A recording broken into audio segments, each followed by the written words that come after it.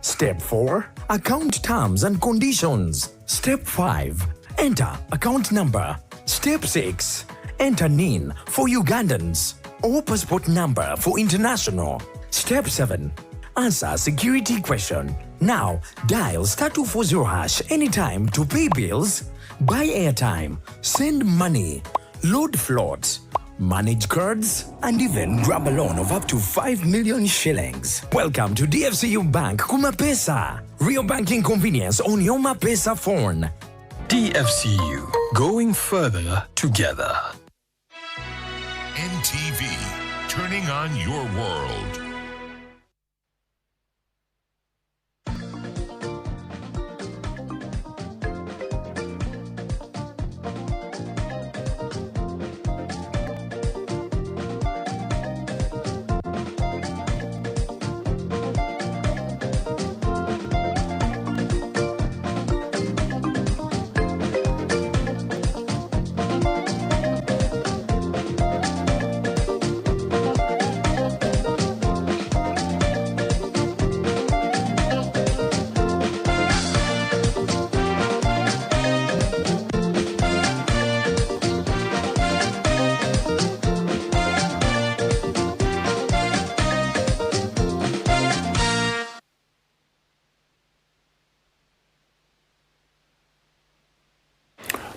NTV kasawe mukwandisa webale jonna jisobola okubango tusaako engalo onaku olwaleero nga bulijjo talikana emitwe mikulu oluvannyuma ne mbanga nkutegeeza ebyo ebadde gy'otabadde mu galeero gino gy'emitwe mikulu.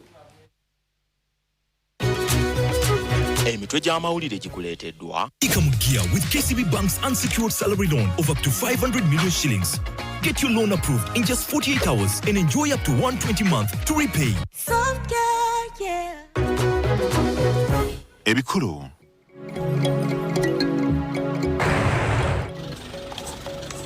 Omubaka Mwanga Kivumbi aguddwako gwa butujju asindikiddwa ku alimanda ekitalya.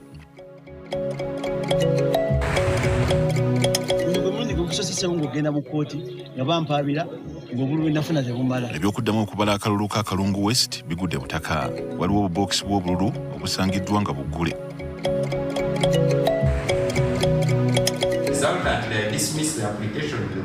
Okusaba kwa Kamulege y'okuddamu okubala akalulu ku kifo ky'omubaka wa Kasanda North kkooti ekugobye. Tamba yawangudde akalulu tebadde byangu naye tusobodde okuvaayo. Ffe kituwadde nnyo essanyu. Egamba tabadde na bujulizi bumatiza. Njagala nnyo okwebaza Madamu Musiime.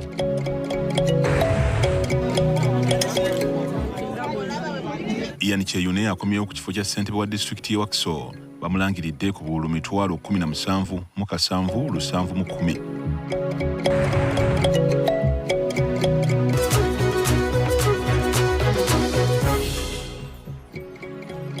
Visit any KCB Bank branch to get started today. Don't push your plans to tomorrow. Tandika Mugia this year with KCB Bank. KCB Bank Uganda is regulated by Bank of Uganda. Customer deposits up to 10 million shillings are protected by the Deposits Protection Fund of Uganda. T's and C's apply. Soft Care Petal Care has a floating design that perfectly fits. It reduces 70% friction on skin, absorbs fully, and blocks leakages from both sides. Soft Care, yeah.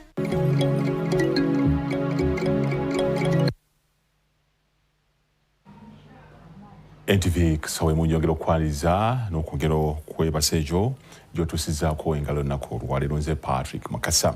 Tutandise n'omubaka wa Butambala County Muhammad Mwanga Kivumbi ng'ono asindikiddwa ku alimanda oluvannyuma lw'okugulwako emisango egyekuusa ku butujju. Oludda oluwaabi lulumiriza Kivumbi ono okwenyigira mu bikolwa ebitabangula emirembe ebyaviirako abantu 7 okufa. Katubirabe mu bujjuvu. Wakati mu bukuumi obw'amaanyi omubaka Butambala County Muhammad Mwanga Kivumbi aleeteddwa ku kkooti esookerwako e Butambala.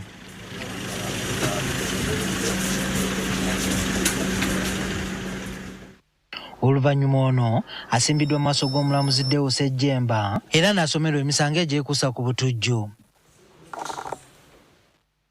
Oludda oluwaabi lutegeezezza kkooti nti wakati w'ennaku z'omwezi nga 11 ne 17 omwezi guno, Kivumbi ono ne banne abakyanoonyezebwa beenyigira mu bikolwa ebitabangula obutebenkevu bw'eggwanga mu bitundu by'e Gombe ne Kibibi nga tebafuddeyo ku bulamu bw'abalala. Directorate of Police Investigation in this matter. Kivumbi ne banne babalumiriza okulumba poliisi y'ekibibi ne ofiisi z'akakiiko k'ebyokulonda okwonoona ekitundu ky'oluguudo lw'e Butambala-Gomba ko n'okwokya emmotoka eziwerako. Lwekyo Bikole akulembeddemu oludda oluwaabi agamba nti ebikolwa bino byaviirako n'okufa kw'abantu 7 okwali Sarah Naggayi, Aisha Nabukenya, Mire Nampeereza, Ruth Nakanjako, Davis Basariza, Abdunuru Nsambu ne Shafiki Miro. The accused can access his lawyers even when in custody. Kivumbi yakwatiddwa olunaku lw'eggulo okuva mu maka ge agasangibwa e Buwaate era nga yasuze mu kaduukulu ka poliisi ekira. Kooti ono temukkiriza kwewozaako kubanga omusango gwe gwa naggomola oguwulizibwa mu kooti enkulu yokka. Ono tabadde na munnamateeka yenna amukiikirira era wadde kooti ewummuddemu okumala essaawa nnamba oba oliawo afuneyo omu teri alabiseeko.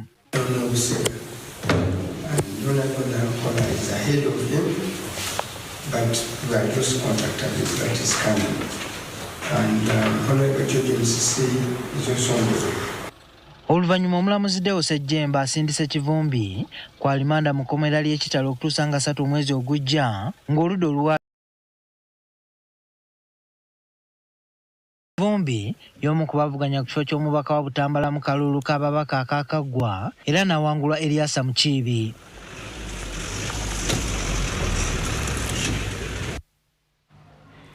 Omulamuzi wa kooti ento e Masaka asiimwe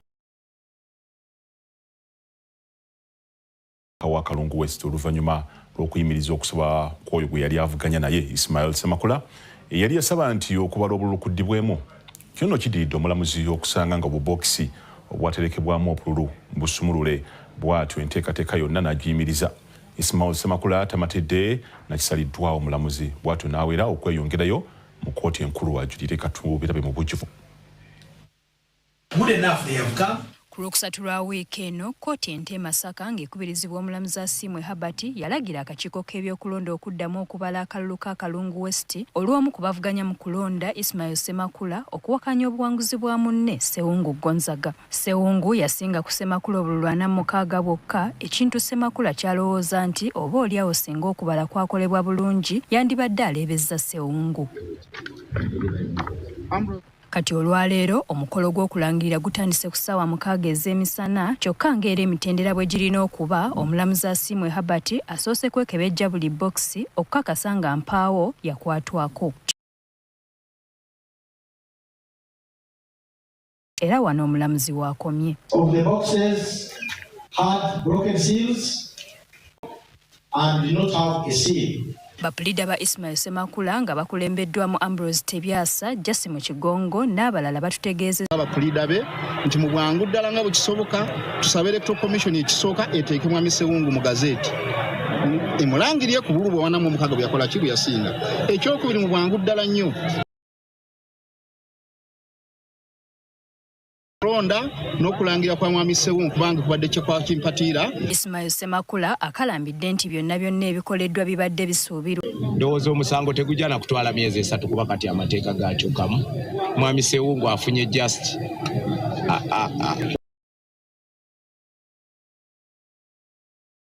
kubanga teyawangula tagenda kwekakatika ku bannakalu. Pulida wa Sewungu Alexander Laili Nkima agamba omulamuzi abadde mwerufu mu kuwa ensala ye. Mu mateeka n'okusinziira ku byatugambye awo abadde alina okukoma era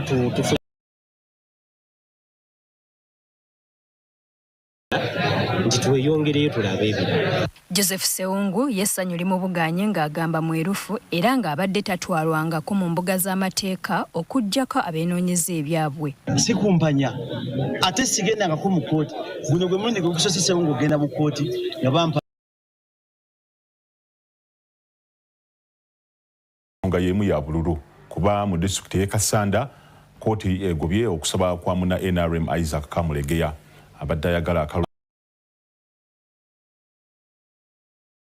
Kamulegeya ono yawakanya obuwanguzi bwa muna NUP Patrick Nsamba mu kalulu k'ababaka ba Paalamenti aka wiiki ewedde. Kkooti ebadde ekubiriziddwa omulamuzi Norbert Sajjabi egamba nti Kamulegeya tabawadde bujulizi bumatiza kuwaliriza kalulu kuddamu kubanga kabalibwa katubira. There are a party seeking to vote for vote recount must certify vote that there were numerical expressions, there were errors in the tally. The applicant ought to have prepared a better application for this particular application. The grounds relied on actually irregularity and non-compliance grounds that can only be resolved by web election petition, which I advise the applicant to pursue.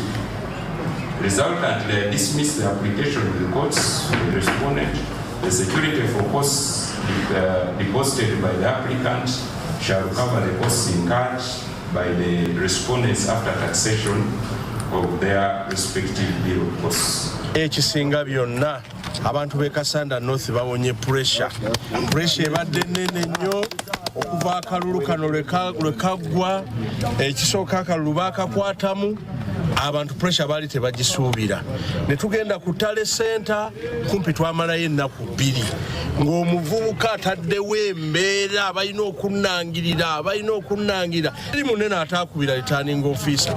Njagala nnyo okwebaza madamu Musiime eyayimirira n'agamba nina okukola ekituufu nsamba yawangudde akalulu naffe omusango n'agugoba era n'alagira ng'ajja tuliira ssente zonna ezisaasaanyiddwa mu musango. Ffe kituwadde nnyo essanyu nti akati kafe ak'ekibiri ke tubadde tulina ate ke babadde balwanyise nnyo okulaba nga bakajjawo mu district ate ke kati akameruse. Twali twagala okubala obulubuli mu box naye bwe kiba tekisobose tetulina kyakkola tugenda kugenda mirimu emirala.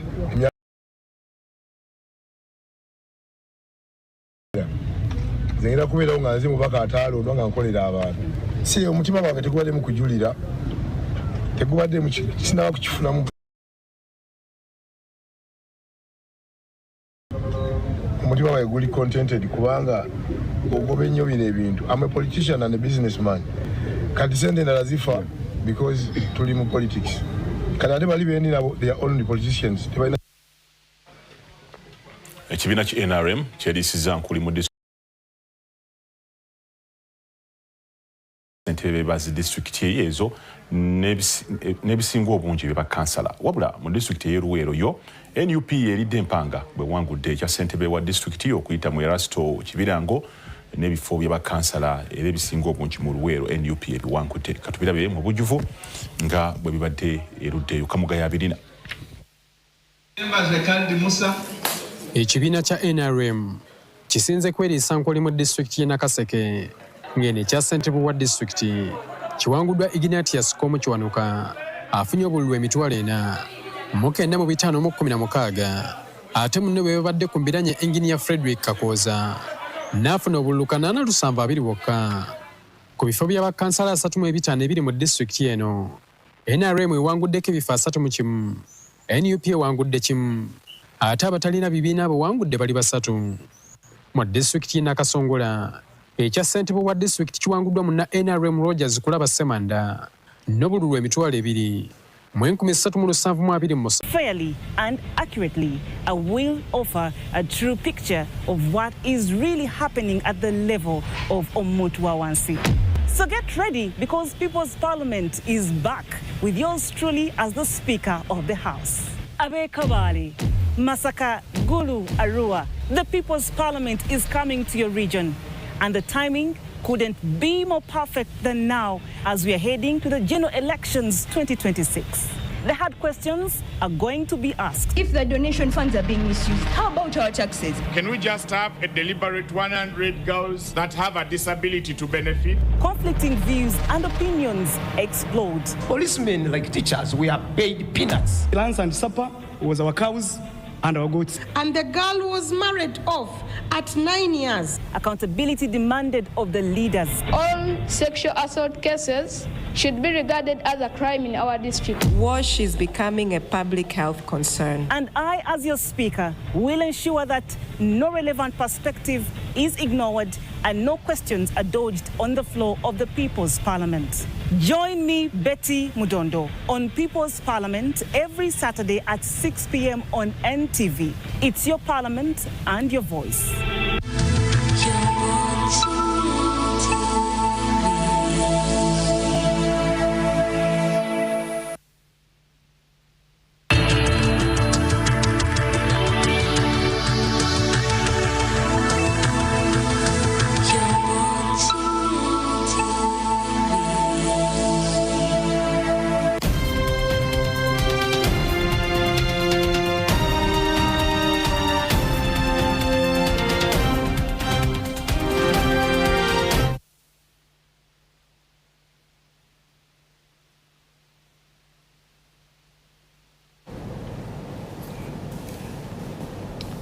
As Uganda transitions into the 12th parliament, questions around women and youth representation remain central to the country's democratic journey. While parliament sets national priorities, leadership pathways often begin at the grassroots level, which is why they're very important, especially now that we finished local government elections just yesterday, the 22nd of January. Local councils, especially youth structures, play a critical role in shaping the future national leaders. Today, we speak to Fiona Nabukalu, an aspiring female youth councillor in Namugongo Division, Chira Municipality, on how local leadership connects to women and youth representation at the parliamentary level. We are still going ahead with elections in Uganda, and we shall be getting done on the 2nd of February 2026. So please stay informed by watching NTV Uganda and not missing a single beat when it comes to the updates coming from the election cycle in this country. I am Viola Kusasira. This is NTV Election Session, and as always, we are very happy to have you on board. And Fiona is already here, so I'll give her a chance. Fiona, you are welcome. Thank you for joining us this afternoon, and your chance is to talk to the people, our viewers watching, especially in Chira Municipality, to introduce yourself and tell them why you are here. I am Nabukalu Fiona, an aspiring female youth councillor for Namugongo Division, that is Chira Municipality. I am here. One thing is that I am here to talk to Ugandans. Fiona, your camera is here. Sorry. I am here to talk to Ugandans, my fellow youths, on the importance of including ourselves in leadership, the importance of our voice onto our country, and especially the places where we come from, because I believe as youths we understand what is actually happening in the country and what is actually happening in our local residences, and that is the reason as to why we come out to voice out from the grassroots, as you've said, from LOC 1 elections to the national level. So we come out to voice out so that, because I believe that as youths, one of the things I want to say is in Uganda, we have an elephant of leadership when it comes to youth. You see 9 members of local council, 9 members of ward level, 9 members of sub-county level or division level, 9 members of municipal level, 9 members at the district. So this is a giant, it is a lion, it is a voice that is an opportunity to every youth. So to a person like me coming out and contest is actually to voice out and represent the youth, to see that we see a better Uganda, because we are here today to lead and tomorrow, basically to change. And that is one of the reasons as to why I come out. I want to see a change, to see a change in how things are being handled, how things are being administered. Yes. And so, Fiona, you are contesting as a female youth councillor for Namugongo Division, Chira Municipality. So would you please help our viewers understand your mandate or what they can expect from you? Not just people from Namugongo Division, but everywhere else where there are female youth councillors. Yes, to my constituency, Namugongo Division, but all through Uganda. What people should expect from me is meaningful representation. When we go to these division councils, we have to present our youth. It is not about us, but it is about the people who are electing us. And once we understand, it ceases to be upon us. And it is the constituency. We are not representing ourselves. It's not about what we want, but what do people who are voting for us want. So it is meaningful representation that I'm going to give. Because I know, for example, the place where I come from, that is Namugongo, we have places where there is a lot of youths. For example, Chireka, Kasoko, so you find that it is a lot of youths. And when it is a lot of youths, we find ourselves getting into drug abuse, vices like prostitution, and when someone is under the influence of drugs, they tend to do things that are bad to their lives, that can cost their lives. So when I come into when I'm being elected, I am going to make sure that I tackle these habits. I look through doing this through edutainment, where we have to sensitize my fellows and using my fellows This, I mean that I will have to sensitize them using themselves through entertainment, because I discovered while I was looking for my voters, while I was going through my voters, I discovered that they are so talented. They have a lot of talents. They are musicians. They do poetry. They are so good at drawing art. They are so good. So I believe that we can use that to teach ourselves on how to change their lives. Yeah, Fiona, while you're talking about that, I'm also imagining a lot of leaders and on all levels in Uganda get caught in crosshairs where the electorate expects something from them, but it's not part of their mandate. So how can you separate your mandate as a female youth councillor from what people may expect from you on the side? How I say it is my mandate, because as a leader you come up to change people's lives. You have to look at what is affecting where I live, what are our problems. And once people give you the mandate, they don't give you the mandate only, they give you the power. It's like they are giving you a key to open the doors. So when I go into the council, when I look at my electorate, I see so many potential NGOs, I see so many different companies, I see, and there are also individuals that would want to see a change. So I feel like when given that power, when given that mandate, when given that side of life, I can go into their companies and with proposals, for example, and say we are to sensitize our youth. For example, I talk about drugs because I have seen it, I have experienced it. I have been to places where I am seeing lives being affected because of these drugs. So I feel like when I'm given this tag, this name of a councillor representing a youth, I can knock on their doors and present them my proposals and get support. So I feel like I have that mandate. After being elected, I can go to these people, talk to them, present my proposals, their fathers, their sisters, their mothers. I think when you explain and with a proposal and the urge that you have to see that the lives of these young ones change, to see that your country is a better country tomorrow, not just for you, but for everyone that is around you. I feel like that mandate is enough. It's a mandate that's given to me, and I will use it to see that their lives change. We had leaders on here on this show, which has run for quite a long time, who would tell you that I follow only my mandate, what the Constitution says about my position, and the rest of what the people expect from me is none of my business. So are you saying that somebody should work beyond their mandate as long as, you know, they have their people and they have to lead them? If our leaders had that at the back of their mind, our country would be better. It is not only the mandate, because when I go into council, I believe we make bylaws, just like Parliament. We have the same mandates. We make bylaws, we approve the budget, we monitor what the council is doing. But beyond that, what do you add? You must add value onto your leadership. And there is no way you're going to go back to the constituency and tell them, you know me, I have been approving budgets. I have been so good in approving budgets. They have not been there. And they will be asking questions. Yes, you've been so good at approving budgets, and you've been so good at, I made this bylaw, but what have you done for us? So I feel like we should use the mandate that people give to us and to do other things, because it is power that they have given to us. How are you using your power? We got wars. It's my specialty. We got drama. We got fun. We got more for everyone, with an upgrade on us just for you. More channels, more shows, more reasons to stay. We got you. DSTV, we got you all the way.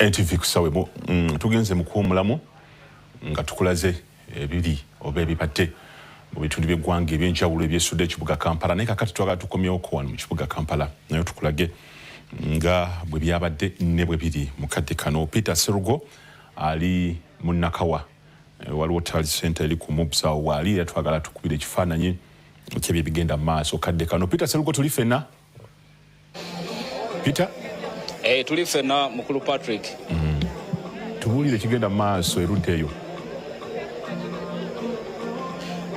Gwe wenna omulabi wa NTV kusaawe mu tukuweereza nga tusinziira waneeno ku kisaawe kya Makerere University Business School oba MOBS nga wonno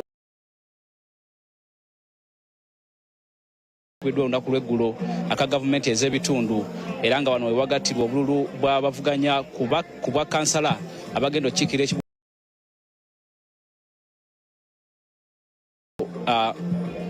ebyoyo agenda okubeera nga atwala entebe y'obwa Lord Mayor w'ekibuga Kampala. Waneeno ffe twasuzeewo kuva lunaku lwaggulo nga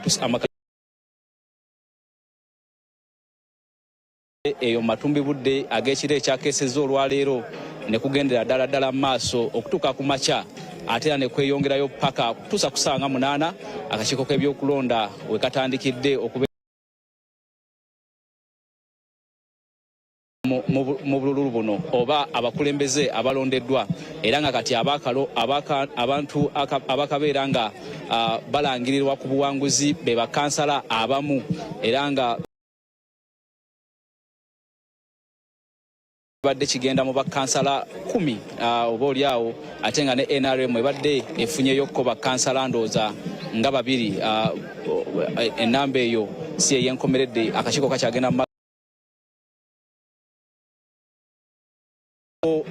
akakiiko tekanabana kuvaayo na muwanguzi ku kifo kino naye nga ebibalibwa byo bigenda mu maaso era nga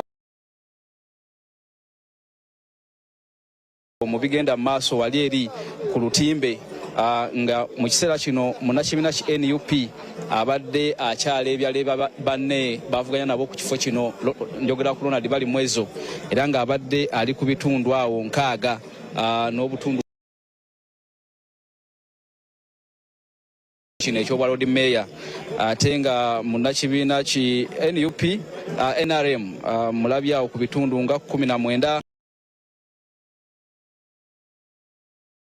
ku bitundu nga 17 era nga bino byenkubulya essaawa zino byakava mu polling stations ezikola ebitundu 89 ku 100 oba oliawo ng'ebulayo ntono ddala okubeera nga tufuna omuwanguzi naye ebyo byenkusomera akakiiko kagenda kuba kabitutuusaako mu maaso awo mu bantu ababadde waneeno nga bagumbye okuva olunaku lw'eggulo ye mukulu akulira oludda oluvuganya gavumenti mu paalamenti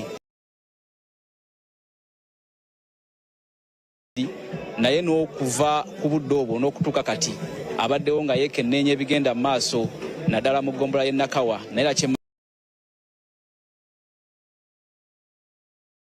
NUP engeri gye bakolamu ate oba oliawo n'atubuulira n'ensonga ddala lwaki ye omuntu eyawangula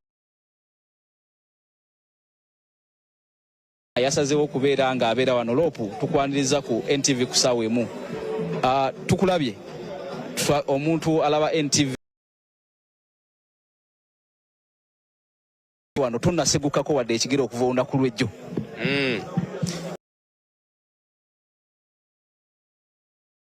abantu tubakunze ne balonda kaakati bulungi obululu balangirira ekivuddeyo ebyembi nti bagenda ne beetooloola nogamba wano olunaku lw'eggulo ne kaakano twasuzeewo tusiibyewo kaakati budde bwa kiro tukyaliwo wano tumanyi babaagala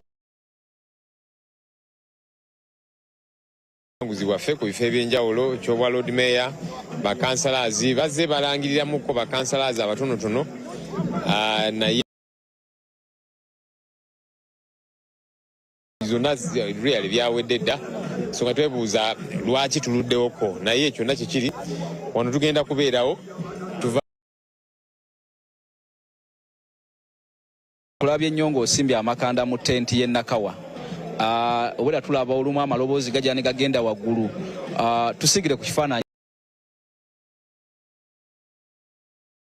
ebintu bibadde bitambula bitya era obwedde abantu bwe tubalaba nga basaakaanya n'ab'ebyokwenda okuyingiramu okuteewuluza embeera katono ne mutense ez'enjawulo nga mpuliziganya ekigenda mu maaso eyo kubanga kyekitundu kyenvaamu wabaddewo embeera reforms ate alangirira wali asoma tikakati no polling station nga bongeramu ko wa NRM bamwongeramu ate mukongeramu wano wansi toto namba abalonze yafunye so nga tubabuuza kati mugamba mutya nti abalonze balinga 10 ng'ekyokulabirako naye ate mutugamba nti wa NRM afunye obululu 3 oba 4 tekisoboka so betubaddemu awo olw'okusika kuzikiriza ate ebintu bino oluusi tekyetaaga na kusika muguwa kibeera very olabira ddala abantu bameka abalonze naye ate wali baataddeko ka 0 oba 4 oba 5 eno okwongera wa tubagamba ezo kakati musooke muzize ebbali titugenda kuzibala twagala tusooke tutereeze embeera eyo so yembeera ebadde waawo lopo ekisema kabaka parliament ne president mu bufunze olowooza ki ekituufu ekyetaaga okukolebwa kubanga sirabako omuntu gwe mukwata kubanga zino DR4 jangu nyonyole ekyatuuse wano awo tulina okutuuka ng'eggwanga kubanga n'osoma ebiseera ebisinga ffe actually ba candidates osanga tugamba nti kijeewa era ani gwe tuba tulina okukangavula ani alina okukangavulwa ng'eggwanga kuba kati obubbi bwe butandikira nti akakale omulodi wanaayitawo bakansala nedda tukendeeze tuleme naye kaakati gwe byosomye biri ebifu obijeewa lwaki byanjawulo ku byaffe kaakati gwe tulina okuholdinga responsible otunnyonnyole obijeewa era lwaki mwajingiridde ebintu ebyo eri omulabi wa NTV essaawa yonna nga tukutuusaako naddala okulangirira okwenkomeredde okw'ebyo ebinaava mu kalulu k'obwa Lord Mayor n'aba agenda okufuuka omulodi w'ekibuga emyaka 5 egijja. Patrick kankomewo gy'oli, nze Peter Serugo. Tujja kudda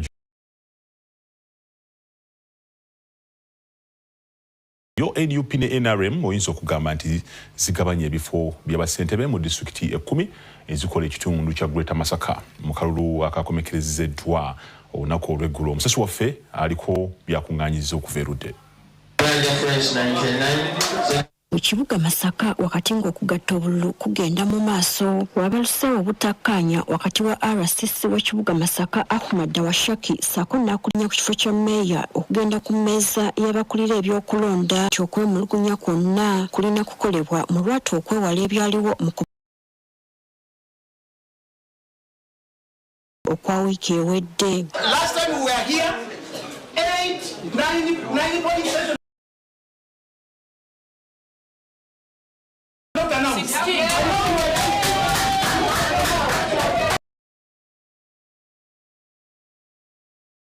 Make this information public. It's a public information. First, listen. No. At this, in this.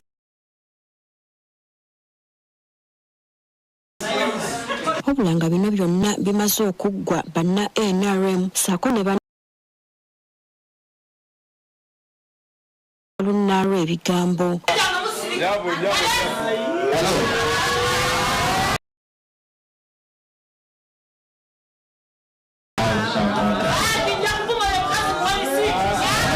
Mbesiwana President Museveni nga ne banna NUP bwe bateekamu ezaabwe.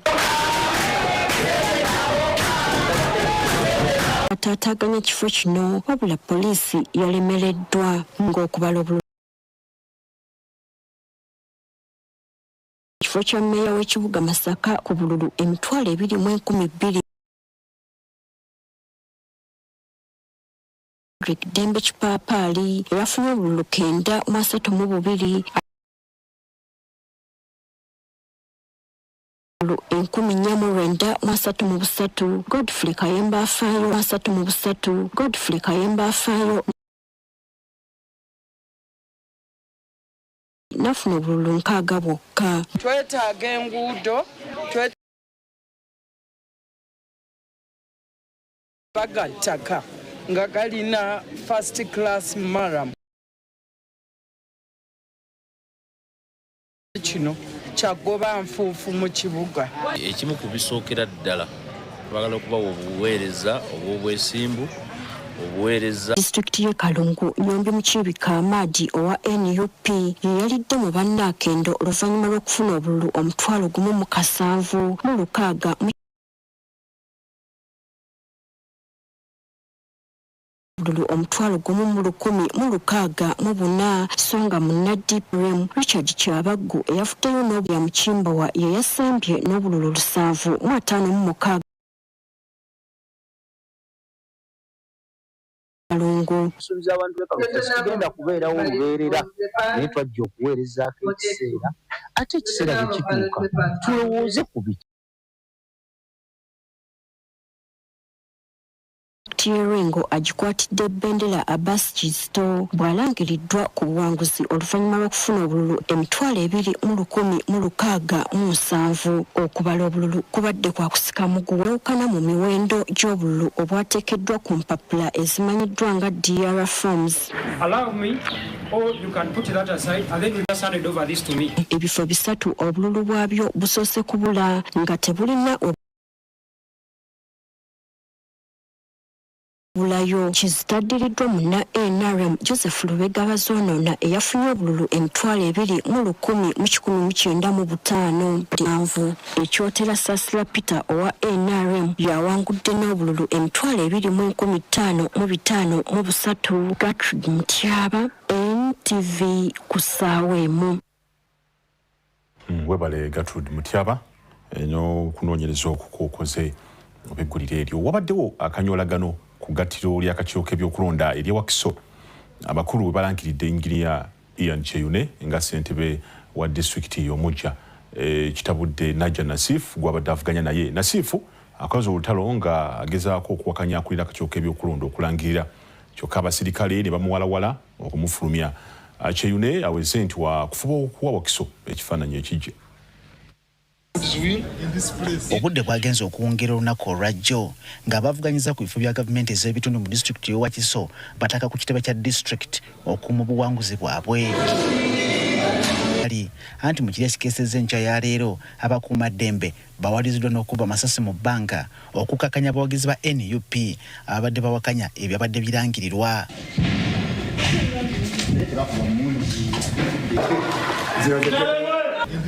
Obudde bwagenze okuwongera olunaku olwajjo ng'abavuganyiza ku bifo bya gavumenti ez'ebitundu mu disitulikiti y'Ewakiso bataka ku kitebe kya disitulikiti okuuma obuwanguzi bwabwe. Kyokka embeera yatandikiddewo okweraga nti ennaaba ya Kasandali anti mu kiri ekikeesezza enkya ya leero abakuumaddembe bawaliziddwa n'okuba amasasi mu bbanga okukakanya abawagizi ba NUP abadde bawakanya ebyabadde birangirirwa.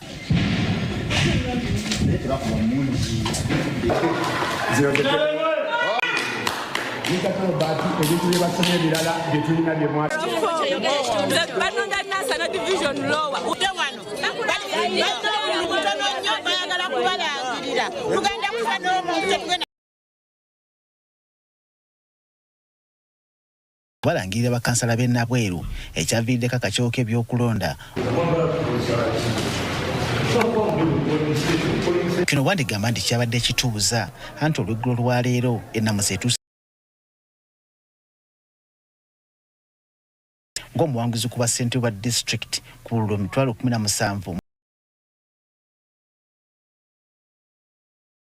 ku bululu 9,935 ekiresewo okusika omuguwa.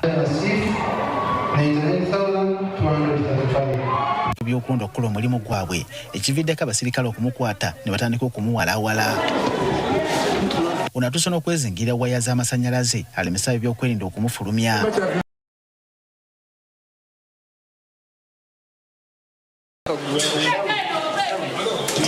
My declaration forms told but once we declare the person I won. Embeera ng'ekkakkanye kyeyina ayogedde ku buwanguzi bwe era olwaleero lwe lumu ku nnaku ezitula budaabuda abantu baffe bali bubi. Otuviidde ku kitebe kino okulangira bakkansa bonna abalala ensumika.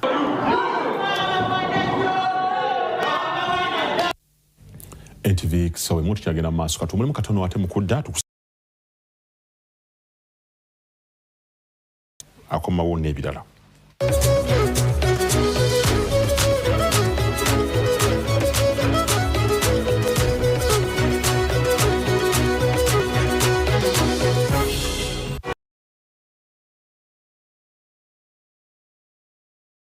His rivals love him. Has magical skills. Football is not just about what we see. He's running and he's but what we feel.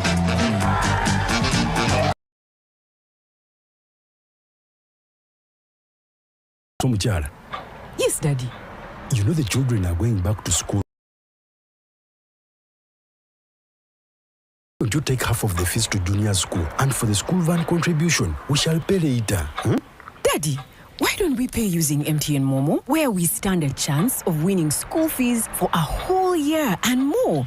By the way, you can also apply for a school fees loan, and also participating schools can win a school van. That's right! Win school fees for a whole year and more. Get Momo goodies and a school van for participating schools. You can also apply for a school fees loan. Simply dial *165*80# or use the Momo app. Every day, I speak to many people across the social and political divides. And like all journalists, I have my own views and perspectives. By reflecting the diversity of opinions fairly and accurately, I will offer a true picture. So get ready, because People's Parliament is back with yours.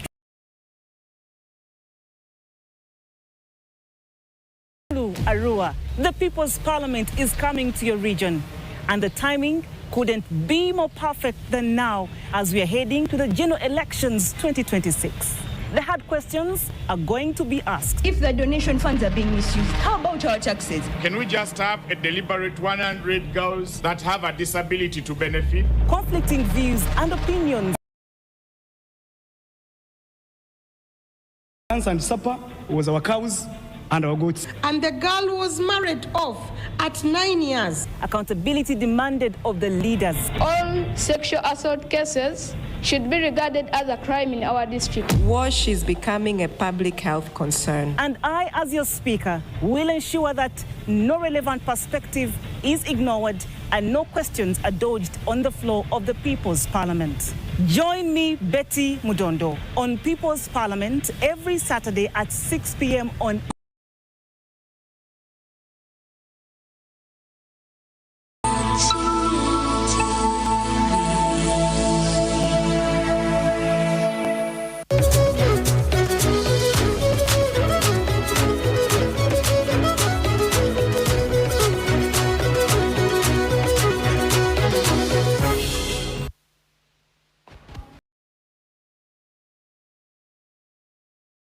ba district ne bakansala abakiiko obutereevu ku district kagenzo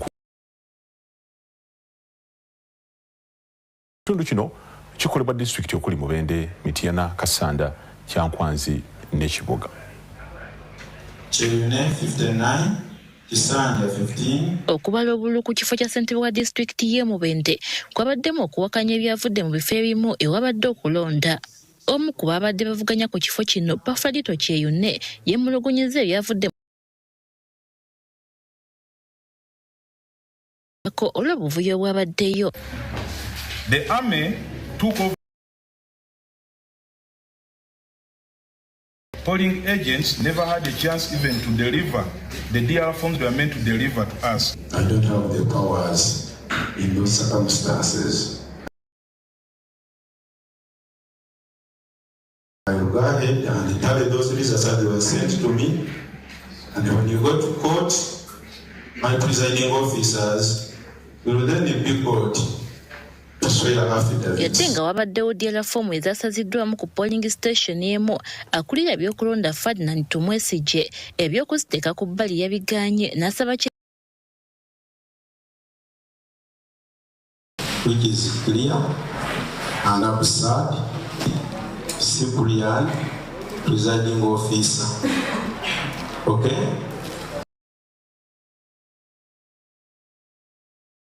Tambi yalangiriddwa ku buwanguzi n'obululu emitwalo 3,152. Bafredito Kyeyunenga afunye obululu emitwalo 2,589. Vincent Musime Kisanja yafunye obululu omutwalo 1,800. Nafuna obululu 10,406. Nenjagala kwebaza banamubende era mbasula kwera tuze tugikola mu myaka 5. Naye ng'akkiriza ng'omuntu mu bigambo bye nti ensobi azirabye kubanga tumulaze ku zi diala forms ezimu nga presiding officer we asazaamu abakuumi baffe ab'akalulu n'abisazaamu nga tayagala kulaga nti zi polling station yezo amaje gazirumbye. Emitenda Joseph Roziga wa NRM yayamirirwa Anmalia Lugendo n'obululu omutwalo 1,800 mu 2019. Olwo Gerard Kabanda n'asembayo n'obululu 3,000 NRM emityana era yatutte ebifo by'abakansala ebisinga bwe yafunye ebifo 33 kwebya 3. Songa ekifo ekimu kyatwaliddwa Namunigina.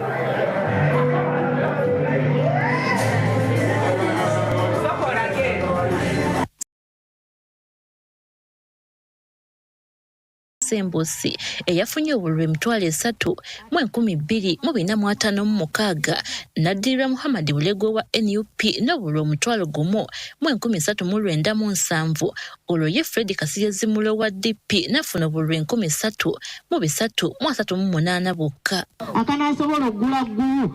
Mu disitulikiti y'Ekiboga muna NRM Kalunda Nsiro wava munno yeyawangudde obwa ssentebe n'obululu emitwalo 2,817. Ate munne bwe bavuganyiza Musa Kibirango wa NUP nafuna obululu 7,858.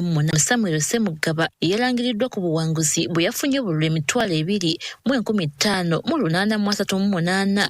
Naddirirwa Dr. John Mpuge yavuddeyo n'obululu omutwalo 1,936. Olwo Ronald Kakoza Kamejere n'asemba n'obululu 3,508. Babula Nalweiso, NTV kusaawa emu. Uganda Law Society Anthony Asimwe alikuwa ekibinja ky'abana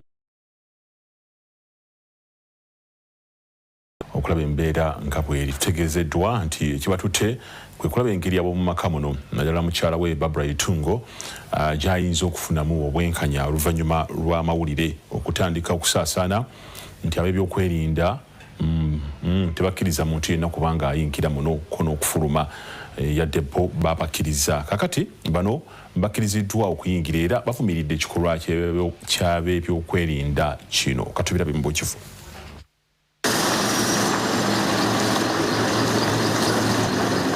Okutuuka ku mulyango gwe yakwatira NUP bendera kuba President Robert Kyagulanyi Ssentamu emisanvu gy'ab'ebyokwerinda gye gikwaniriza. Okutuuka wano tubadde tugoberera kibinja kya bannamateeka okuva mu Uganda Law Society nga bakulembeddwamu akikulira mu budde buno Anthony Asimwe.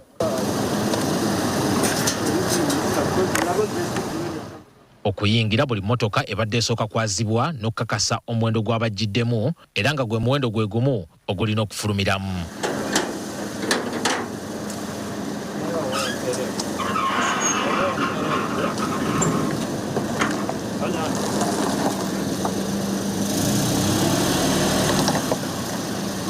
Ab'ebyokwerinda bano balina n'ekitabo ng'eyennyonnyolako n'akkirizibwa okuyingira asooka kwewandiisa.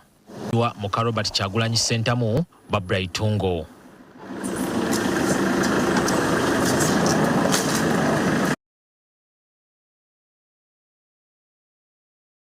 byayitamu omuli abasirikale okwetayiza munda mu kikomera mu ngeri erinnyirira eddembe lye ery'obuntu nga kuno bagasseeko n'ebikolwa ebitamuganya kukomba ku mpeke y'otulo mu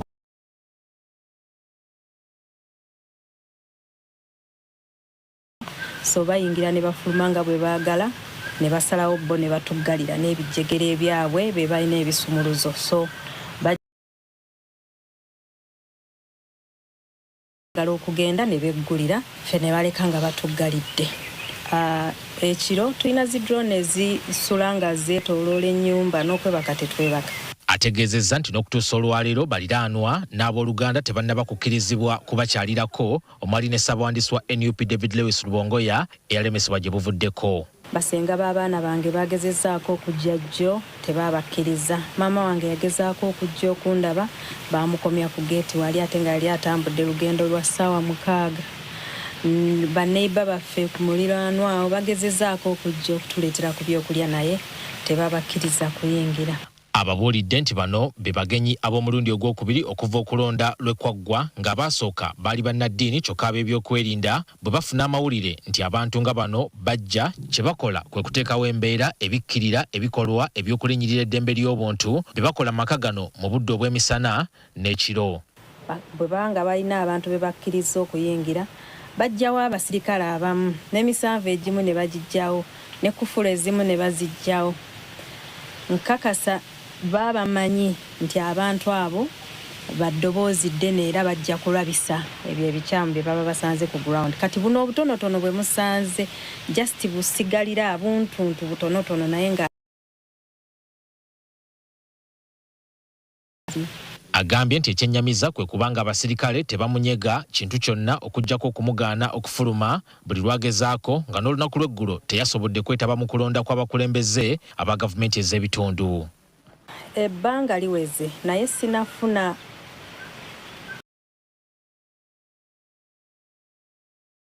poliisi nga kimpa ensonga lwaki batuggalira mu maka muno. Ekyo kyandibadde kirungi singa bakitubuulira officially naye nze okugezaako okufuluma emirundi egiwera 3 naye nentuuka ku mulyango ne baŋŋamba nti sikkirizibwa kugenda ng'ekyo kye kigambo kyokka kye baŋŋamba tekimala. Obuweerero ategeezezza nti yabufuna nkeera w'olunaku bannaddiini lwe baaliyo nga wano ab'ebyokwerinda basobola okukkiriza omuvubuka akola awaka okufuluma n'abaako ebintu byagula okuli n'emmere era bano asobodde n'okubagabula ekyokunywa so singa bwe gwali ku bannaddiini. Anthony Asiimwe akulembeddemu bannamateeka avumiridde ekikolwa ky'ab'ebyokwerinda kino. Kuba teri muntu yenna alina okugibwako eddembe lye lwakuba ali mu nsi eno Kyagulanyi tuze tulaba ebyogerwako nga CDF byayogera nti bali mu kumuyiga bamunoonya bamukwata tumanyi musango gwaki ate amaka ge bagasazeeko ne wano nga tujja embeera gye tuyiseemu abo ebyokwerinda bali ebwerizi road block simanyi mu Uganda waliwo amaka meka oba amayumba meka poliisi kweteeka road block oba weteeka abo ebyokwerinda nga wano bonna abali wano.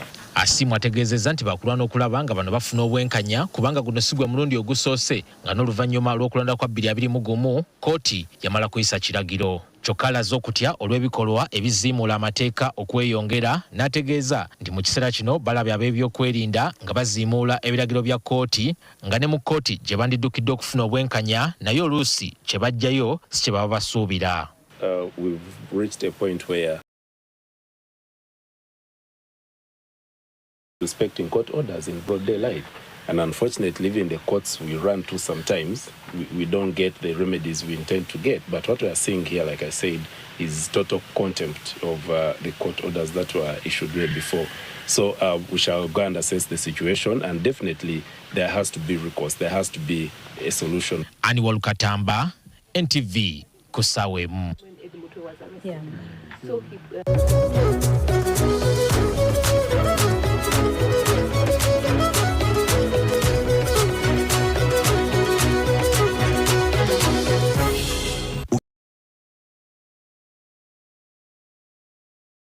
Ekyokuddibwamu kyo ono ku Trinity Love School tutegeera omugaso oguli mu kunyweza omusingi gw'ebyenjigiriza by'omwana wo tusimbisira ku byenjigiriza ebiseera eby'omu maaso. Tulina abasomesa abatendeka obulungi. Tulina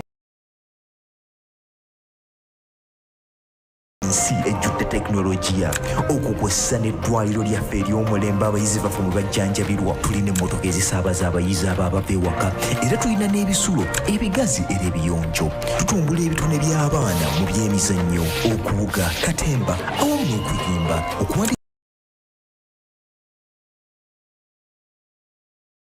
Gobe Trinity Love School. Together we shine.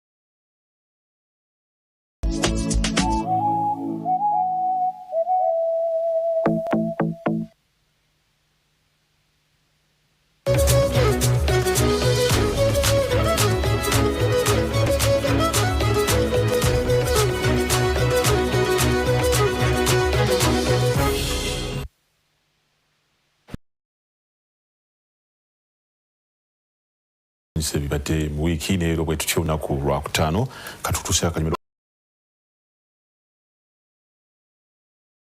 Twagala ssente, twagala ki?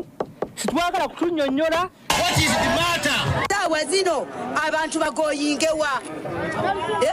Atukubye kikwe, kitukubye ununu. Ate tuleke enkejjo okutunyumiza ate enkima etunyumize. Kuba tuli bamalirivu ng'akatogo. Katokota bakasiriira. Okakasa. Zungululu.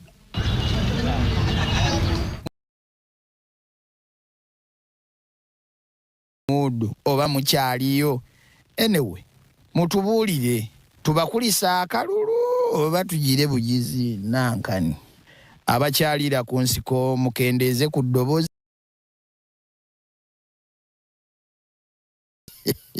Ebituufu naffe twabiraba kubanga twakeeranga mmwe okulaba ng'ebironda nga bituuka tukuuma. Eno ng'abalala beegezaamu bwe banaavuga mmotoka ezitwala abamenyi b'amateeka.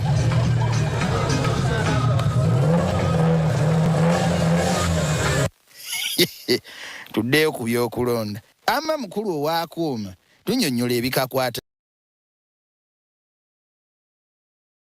Entandika nazo ekkirize nti eno polling station egenda gye tugenda okubeerako. Naye ng'obimanyi nnyo. Kaako cooperating. Ati esabye nze.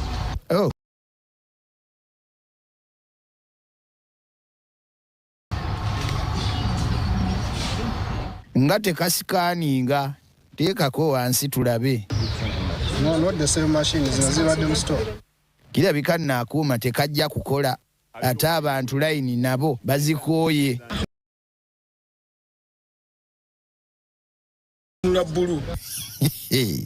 Ebintu we bituuse byakusabira. Maama agambye wano nti tusabe naye nsaba nze amanyi essaala ekisamize mbadde ng'abampa ensabe. Naye ndowooza katugumiikirize teekamu okusaba. Kale yiwamu essaala awo tuwulire. Muzeeyi bw'olabikanga ebigenda mu maaso bikusesa busesa. Bw'oba olya ntula wakaawo nga muliraano alya nkoko gwe likumya ku ntula z'omanyi okufumba. Enkoko yo lijja kukolema n'okufumba. Kale tuli ku nkoko. Naye omukulu agambye Justin nti tebalaba biki bizze ku sikuriini y'akuuma. Kati ojja kukola nga bayita katereggaata bitegeera nti jangu olabe wano kubanga olina amaaso manene. Kati nga bakutandika batya? Tiwe w'amaaso amanene jangu olabe so kitawe nange ndifala. Zeeyi bannange wama muvubuka olowooza lwaki akuuma tekakola? Kimanyika buguma kayine gumye yakalina okuba aka polling station ya wano kaliwa. Bagambye n'okugamba nti ekyaffe kino okubeera wano bakiri mpereero oba wamwe bakuba esimu bakireete. Bayizewe mwami byabakama bannamawulire tulina ekiteeso kyaffe twagala ku lunaku lw'okulonda nga yonna bakama baffe gye baba batusindisa okukolera nga gye tulondera awatali kiremya bafende baabo tubalaba balonda naye tetumanyi oba bali mu nkalala. Can you be with your people there, please? Afande lwaki ba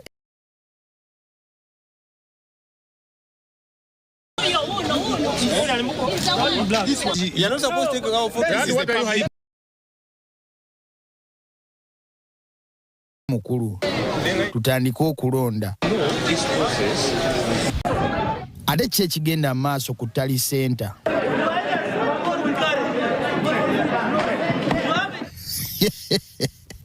Oba lwaki buli Tali Center ebaako afande ali mu bigaalo bindi ng'ogugwe kukakkanya oyo mu bibombola ng'ate ye yeefuula omukambwe buli kadde. They are stealing you. Wait and go to court. Kwegamba ne bakuleka awo ng'osobeddwa nga Fred nya. Tezanga byasoma weebuuza gy'abijja. Kyokka bw'atuuka okulangirira asooka kukubira ddereeva we motoka ebenga etokota era omuwanguzi amulangirira.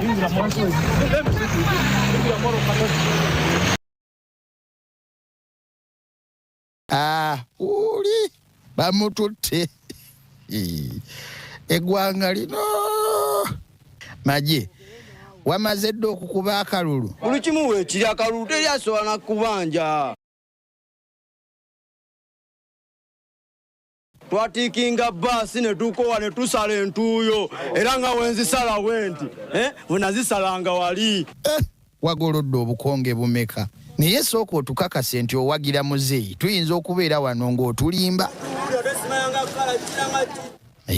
Kituufu oli waffe kati muzeeyi oyagala abakolere ki? Ne muzeeyi Museveni kati bwe budde naffe bayuuti otuzannyiremu paatiyo. Ku ssaawa eno okola? Sinange mujengera bagamba gye nkola. Anti yeetaaga amanyi omuntu gw'agenda okuwa ssente. Nze ntunda njaga. Ogwo nga gumenya mateeka weetaaga kukwata. Ngera osanga nga ndi mu bbafu yange ngazinga nga nfunayo 100 bbaati ate gwe nonjoola oba nnyingiridde. Katusooke tukuleke wano tuwulidde gye bakuba ttiya gaasi. Ebituufu mungi ffe tetugenda kutuukayo. Patrick Mukasa kaabituwe. Bino nga tebinnabaawo. Mukasa tereera tukole. Bino nga tebinnabaawo. Kale bino nga tebinnabaawo. Kakkana ako nkajjeemu tuddemu buto otyo. Bino nga tebinnabaawo. Nebyenjogera nno bimpeddeko. Kale yiya tumalirize nga ttiya gaasi tanneeyongera. Ebisingawo ebigenda maaso muka mungi naye ebisingawo ebigenda maaso mu kitundu kino. Patrick Mukasa tudduke tuve wano. Bannange mu bantu bonna mutukkirize tuyozeyoze Wonalebo wa Nakasongolo omujja Ivan Kyeyune Sebo yoga akalulu tekakubeeredde kangu emirundi 3 ng'ogwa bugwi. Banga lyembonaabonedde kyaddaaki Mukama ampadde obwa memba wa Parliament. Ye mu kalulu kano oyise mu biki? Mpise mu bugubi bankubye olunaku lwajjo nga nwanirira obuwanguzi bwange. Sole bakukubidde ki? Nga bakubye ba agenti bange ne ngenda okubuuza lwaki tebakkirizayo ba agenti ne bankuba glasses zange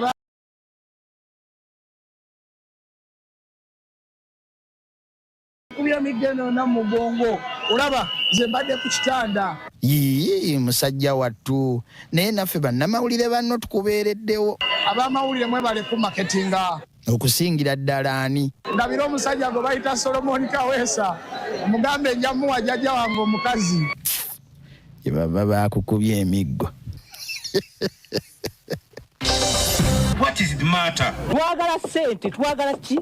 Situwagala kutunyonnyola. What is the matter? Tawa zino abantu bagoyingewa. Abantu bagoyingewa. Fa amanyi tulina naye mwe mutalina. mulebuukana nnyo.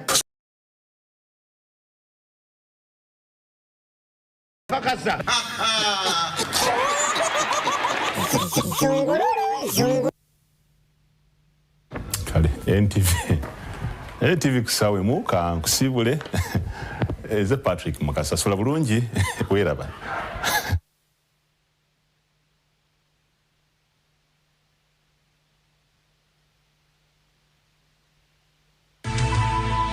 NTV, turning on your world.